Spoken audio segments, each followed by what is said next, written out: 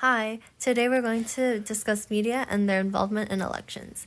Media has always been around to relay news to the population. It is widely accessible to the population, being seen and heard virtually anywhere, given that it comes from numerous sources. Now, let's get into a few types of media that exist today and how they influence elections.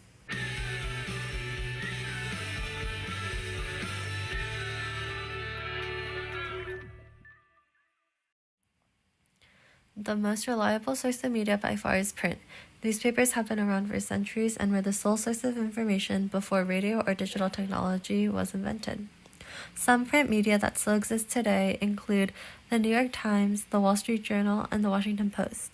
Having the news printed is crucial because these companies must fact check and ensure that all of the information they're releasing to the public is accurate. Due to this, the same articles released in print can be reliable when seen digitally. Another type of media is the internet.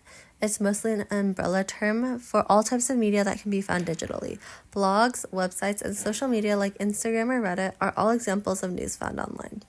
Information from these sources are more likely to be incorrect because topics are not as heavily researched or ensured that there is correct information being spread. This is how fake news can come to be because some information can be made up or framed in a way that twists the true nature of the story. A lot of the time, blogs and social media target audiences with conservative, liberal, or moderate biases as their audience. To do this, they use a lot of media bias. Let's go to the thought bubble. There are many different types of media biases depending on who you ask, but we only need to focus on 9 main forms of bias. Many of them are self-explanatory, such as how mind reading refers to a piece of media that assumes they know what a person is thinking, or how mudslinging refers to slinging insulting things at someone to damage their reputation. One of the most common and most important types of media bias is bias by omission, which is when a media outlet chooses to not cover certain stories or viewpoints that would support an alternative viewpoint than the one they're trying to push.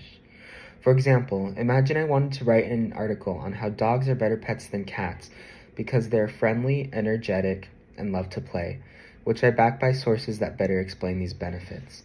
And because my article is strictly in favor of dogs, I may also include information that devalues the merit of having a cat as a pet, such as how they are mean, they scratch furniture, and you have to change their litter boxes. However, bias by omission comes into play when I intentionally leave out sources that may be in favor of cats for a variety of reasons, such as how they are generally cleaner than dogs, or how they are lower maintenance and require less attention, which would be perfect for busier people who cannot dedicate as much time to their pet. Bias by omission is just one of many different biases that you should be aware of when consuming mass media, and it's one of the ways in which the media attempts to influence voters in upcoming elections.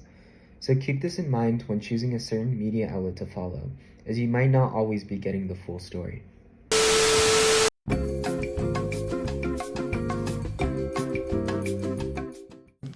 So supposing we hit the body with a tremendous, whether it's ultraviolet or just very powerful light, and I think you said that hasn't been checked, but you're going to test it.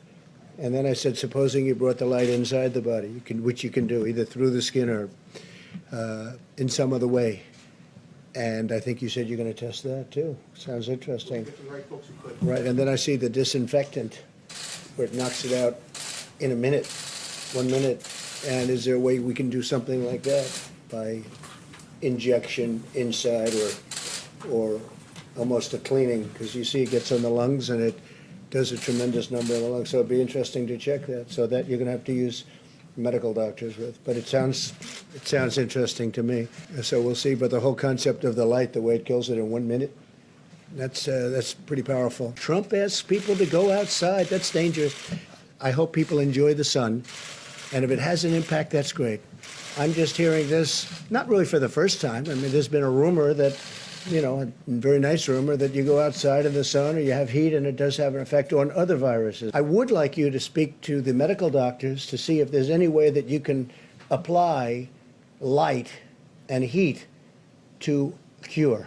They say maybe you can, maybe you can't. I'm not a doctor, but I'm like a person that has a good you-know-what. Dear Mr. Trump, we are curious on why you chose to make these claims about injecting light as a cure, especially when they have not been tested or foolproof in any way. It was almost as if you had no filter and were sharing every thought you just had thought up. Telling the public to be injected is a very upfront idea that could possibly turn away others from supporting you. We find it astonishing how these ideas of yours have been so easily said on such a large media platform, where it can easily be turned against you. And that includes this video. Thank you!